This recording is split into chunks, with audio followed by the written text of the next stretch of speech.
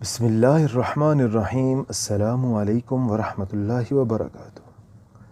جب رومان صاحب کی لاکھ کوششوں کے باوجود سمیہ اس کی طرف مائل نہ ہوئی تو رومان صاحب کو ایک اور ترکیب سوجی۔ ایک دن موقع دیکھ کر رومان صاحب نے سمیرہ میڈم سے بات کی۔ مجھے سمیہ بہت پسند ہے اور میں اس سے شادی کر کے اس کا سہارا بننا چاہتا ہوں۔ یہ بات سن کر سمیرہ میڈم بہت خوش ہوئیں اور رومان کے فیصلے کو سراہا کہ تم نے بہترین فیصلہ کیا ہے، لیکن کیا تمہارے گھر والے اس رشتہ کے لیے مان جائیں گے؟ تم تو تمہارے خاندان والوں کو جانتے ہو نا کہ وہ کتنے مغرور ہیں۔ مجھے نہیں لگتا کہ وہ سمیہ جیسی غریب اور بے سہارا لڑکی سے تمہارا رشتہ کرنے پر راضی ہو جائیں۔ یہ سن کر رومان کچھ دیر کے لیے سوچ میں پڑ گیا اور پھر خاموشی توڑتے ہوئے بولا کہ آنٹی، پہلے آپ سمیہ سے بات کر لیں، اگر وہ اس رشتہ کے لیے راضی ہے تو پھر میں اپنے گھر والوں سے بات کروں گا اور کسی نہ کسی طرح انہیں ضرور منا لوں گا۔ آپ میری فکر نہ کریں، اگر وہ لوگ نہ مانے تو میں کوئی اور حل نکال لوں گا، مگر میں سمیہ سے شادی ضرور کروں گا۔ یہ سن کر سمیرہ میڈم ایک ٹھنڈی آہ بھرتے ہوئے کہنے لگیں، ٹھیک ہے رومان بیٹے، اگر تمہیں اتنا ہی خود پر یقین ہے تو میں سمیہ سے ضرور بات کروں گی۔ مجھے پورا یقین ہے کہ سمیہ بھی اس رشتے پر راضی ہو جائے گی اور تمہارے ساتھ بہت خوش رہے گی۔ آنٹی سمیرہ کی بات سن کر رومان بھی خوش ہو گیا اور کچھ دن بعد واپس آنے کا کہہ کر آفس سے باہر نکلنے لگا۔ جاتے جاتے وہ ایک بار پھر واپس مڑا اور سمیرہ میڈم سے مخاطب ہوئے بولا، آنٹی مجھے جواب ہاں میں چاہیے۔ شام کو سمیرہ میڈم نے سمیہ کو اپنے روم میں بلایا اور رومان کی بات سمیہ کے سامنے رکھ دی اور کہا کہ جب بات چل ہی نکلی ہے تو میں ساری حقیقت کھول کر تمہارے سامنے رکھنا چاہتی ہوں تاکہ تمہیں فیصلہ کرنے میں آسانی رہے۔ میڈم نے اسے بتایا کہ رومان کی ماں اس کے بچپن میں ہی فوت ہو گئی تھی۔ اس کے ابو نے رومان کی ماں کے فوت ہو جانے کے بعد دوسری شادی کر لی۔ رومان تو بہت اچھا لڑکا ہے مگر اس کے ماں باپ تھوڑے سخت مزاج لوگ ہیں۔ روپے پیسے کی انہیں کوئی کمی نہیں ہے، پورے پاکستان میں ان لوگوں کے کاروبار ہیں، ان کا پورا خاندان اکٹھے ہی رہتا ہے۔ یہ لوگ تھوڑا مذہبی رجحان بھی رکھتے ہیں۔ رومان کی اس کی پہلی بیوی سے طلاق ہو چکی ہے، اس کے بچے بھی ہیں۔ میرے حساب سے تو اچھا گھرانہ ہے اور تم یہاں بہت خوش رہو گی، لیکن ان کے ساتھ زندگی تو تم نہیں گزارنی ہے، اس لیے یہ فیصلہ میں تم پر چھوڑتی ہوں۔ تمہارا جو بھی فیصلہ ہوا مجھے منظور ہوگا۔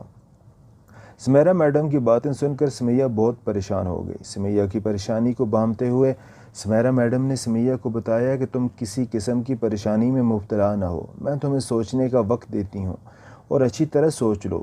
ایسے اچھے رشتے بار بار نہیں آیا کرتے، بعض اوقات حالات ایسے ہو جاتے ہیں کہ لڑکیوں کو نبھا کرنا ہی پڑتا ہے۔ اگر تم رشتہ کے لیے ہاں کرتی ہو تو تمہاری شادی کا سارا خرچ میں خود اٹھاؤں گی اور تمہارے مستقبل میں بھی ایک ماں کی طرح تمہیں ہر معاملے میں تمہارے ساتھ کھڑی رہوں گی۔ تمہیں کبھی بھی میری ضرورت پیش آئے تو بلا خوف میرے پاس چلی آنا، ہمیں ہر طرح سے تمہارے ساتھ کھڑی رہوں گی۔ چلو اب تم جا کر آرام کرو اور اچھی طرح سوچ لو، جو تمہیں بہتر فیصلہ لگے مجھے اسے آگاہ کر دینا۔ یہ رات سمینہ پر بہت بھاری تھی، اسے اپنی زندگی کا ایک اہم فیصلہ کرنا تھا۔ آج اسے اپنی بہن غزالہ کی یاد شدت سے ستا رہی تھی۔ سمینہ دیر گئے تک سوچتی رہی لیکن اس کی سمجھ میں کچھ نہیں آ رہا تھا۔ آخر کار اس نے خود کو حالات کے دھارے پر چھوڑ دینے کا فیصلہ کیا۔ اسی طرح سوچتے سوچتے رات کے کسی پیر اس کی آنکھ لگ گئی۔ اگلے کئی دنوں تک میڈم سمیرہ نے اس معاملے پر کوئی بات نہیں کی۔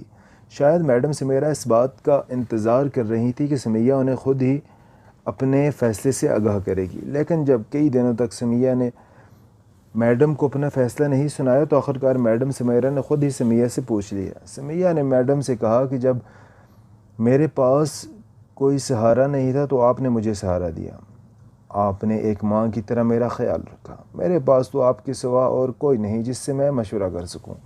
اب آپ کو میرے متعلق جو بہتر فیصلہ لگے آپ کر لیں۔ میڈم سمیہ کی بات سن کر بہت خوش ہوئی اور سمیہ سے کہا، جب رومان آئے گا تو میں اسے تمہارے فیصلے سے آگاہ کر دوں گی۔ ابھی تو اس نے اپنے ماں باپ کو بھی راضی کرنا ہے۔ اللہ تعالیٰ سے دعا کرتی ہوں کہ تمہارے نصیب اچھے کرے۔ اگلے ہی دن میڈم نے رومان صاحب کو سمیہ کے فیصلے سے آگاہ کر دیا۔ اب رومان کو اپنے ماں باپ اور فیملی کو راضی کرنا تھا۔ رومان نے گھر جا کر اپنا فیصلہ اپنی فیملی کے سامنے رکھ دیا۔ چونکہ وہ لوگ بہت امیر کبیر تھے، وہ بھلا ایک غریب بے سہارا لڑکی کو اپنے گھر میں کیسے برداشت کرتے ہیں؟ سمیہ کا بیک گراؤنڈ سننے کے بعد انہوں نے شادی سے انکار کر دیا۔ رومان کافی دنوں تک بہت کوشش کرتا رہا، لیکن اس کی فیملی کسی صورت راضی نہیں ہو رہی تھی۔ ہر ایک طرح کی کوشش کر لینے کے بعد جب رومان مایوس ہو گیا تو اس نے اپنے خاندانی پیر صاحب سے مدد لینے کی ٹھانی، کیونکہ اس سے معلوم تھا کہ اگر پیر صاحب اس فیملی سے بات کرے تو اس کی فیملی کبھی بھی رشتہ سے انکار نہیں کر سکے گی۔ اگلے دن رومان پیر صاحب کے پاس موجود تھا۔ اس نے پیر صاحب کو پوری بات بتائی اور کہا کہ آپ سمیہ سے میری شادی کرا دیں، ورنہ میں گھر چھوڑ کے چلا جاؤں گا یا پھر خودکشی کر لوں گا۔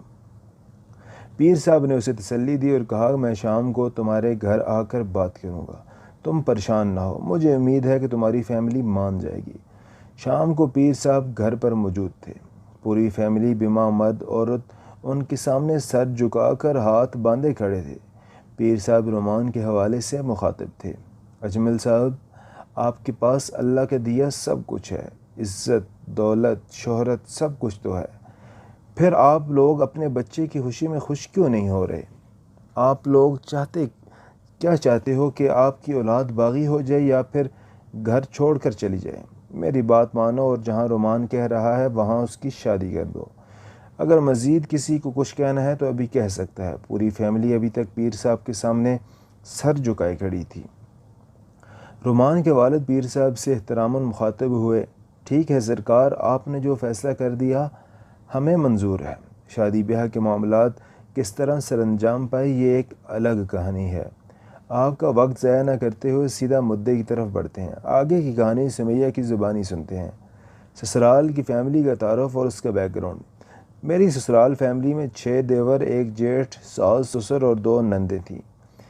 ایک بہن بھائیوں میں سب سے بڑی، ایک بہن بھائیوں میں سے سب سے چھوٹی۔ سب سے بڑی نند شادی شدہ تھی، 4 بچے تھے ان کے۔ یہ انتہائی امیر بلکہ امیر کبیر گھرانہ تھا۔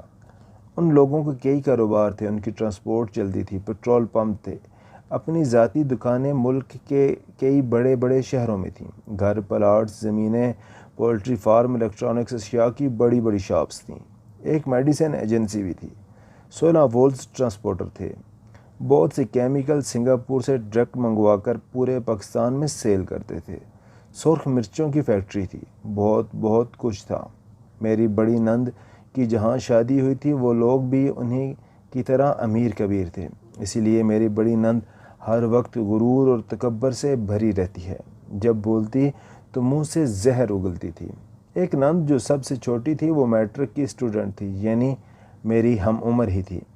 دیور میرے سارے ہی مختلف کام کیا کرتے تھے، جو کہ کپڑے، چاولوں، گاڑیوں اور پراپرٹی کے کاروبار سے منسلک تھے۔ ان ساری چیزوں کو کاؤنٹ کر کے پھر باری آتی تھی کہ گھر کی، جو کہ مارکیٹ کے اوپر تھا۔ یہ 50 دکانیں کے اوپر بنا ہوا گھر تھا۔ اس شاندار گھرانے کے آگے بھلا میری کیا اوقات تھی؟ میری طرف سے تو کوئی میں لوگوں کی جانچ پڑتال کرنے والا بھی نہیں تھا۔ ویسے بھی پیسہ سب سے بڑا سرٹیفکیٹ ہوتا ہے ہر انکوائری کا۔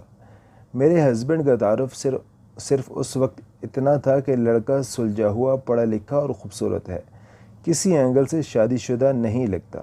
ہاں، عمر میں ذرا سا بڑا ہے مگر لڑکا میچور ہے۔ پھر یوں ہوا کہ میں رخصت ہو کر میاں کے گھر آ گئی۔ مجھے یہاں وہ تمام رشتے ملے جن کا تعارف میں اوپر کروا چکی ہوں۔ رشتے کیا تھے؟ کچھ کردار سمجھ لیں جو مجھے رشتوں کے نام پر ملے۔ مجھے برقع پہنایا گیا اور مکمل حجاب میں دولہے والی گاڑی میں بٹھایا گیا۔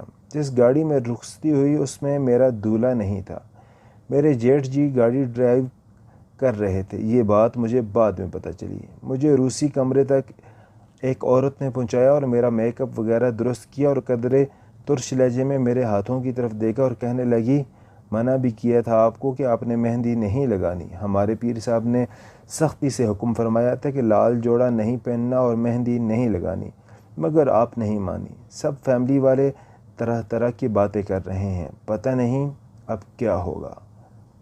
میں حیران سی تھی کہ کون پیر بابا، کون سا لال جوڑا اور کیوں نہیں پہننا؟ فیملی والے باتیں کیوں کر رہے ہیں، وہ بھی طرح طرح کی؟ کیا کوئی ایک نئی نویلی دلہن سے ایسا کہتا ہے؟ ایک دم میری آنکھیں بھر آئیں کہ کیوں کیا میرے ساتھ یہ سب۔ میں نے لاکھ چاہا کہ میں دل میں آئے سوالوں کا جواب مانگوں، مگر میں چاہ کر بھی کوئی سوال نہیں کر پائی۔ وہ خاتون جلدی سے کمرے سے نکل گئی۔ میں کمرے میں بالکل اکیلی تھی تو میں کمرے کا جائزہ لینے لگی۔ یہ سادہ سا کمرہ تھا جس میں ڈیکوریشن کے نام پر صرف ایک بیڈ تھا۔ مجھے جہیز تو نہیں ملا تھا، میری شادی میں ہفتوں کا فرق نہیں تھا، دنوں کا فرق تھا۔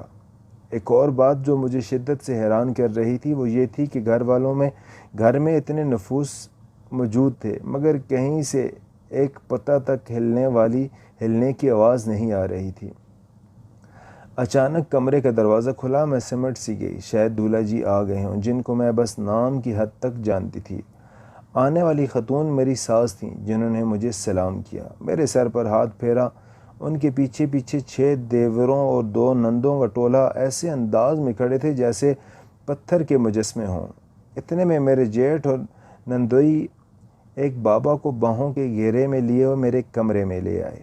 میرے جیٹھ کہنے لگے، یہ ہمارے بابا جی سرکار ہیں، ہم نے ان کے ہاتھ مبارک پر بیعت کر رکھی ہے، مگر آج آپ نے ان کی شان اقدس میں گستاخی کی ہے۔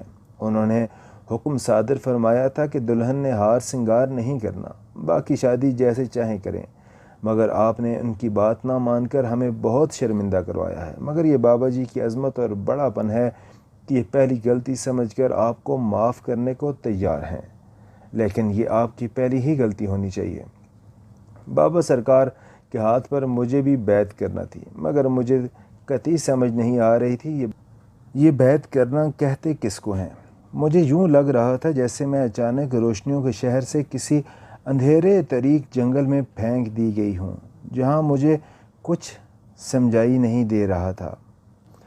بابا جی سرکار نے میرے کندھے پر ہاتھ رکھا اور میرے جیٹھ نے مجسمہ نما تمام انسانوں کو کمرے سے نکل جانے کا اشارہ کیا۔ سب کے سب جس طرح کمرے میں آئے تھے اسی طرح باہر نکل گئے۔ مجھے تو یوں محسوس ہو رہا تھا جیسے یہ لوگ بولنا تو دور سانس بھی روک کر کھڑے ہیں۔ اب کمرے میں صرف میں، میری ساس، میرے جیٹھ اور بڑی سرکار تھے۔ اگلا حیرت کا شدید ترین جھٹکا تب لگا جب بڑی سرکار یعنی بابا جی میرے بالکل قریب بیٹھ گئے اور تھوڑی سے پکڑ کر میرا منہ اوپر کیا اور ماشاءاللہ بولے۔